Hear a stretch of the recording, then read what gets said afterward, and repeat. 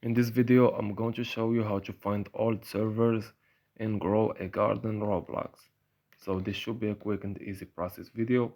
Now without further ado, let's go ahead and jump straight into it.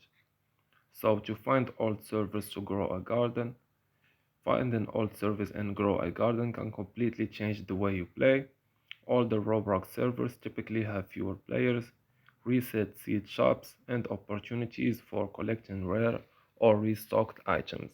One of the most powerful tools to help you find these servers is the RO Pro Chrome extension.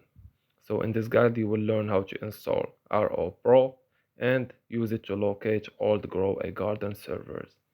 So all you need to do is to go ahead, download RO Pro extension on your browser and start using Roblox to find the older server.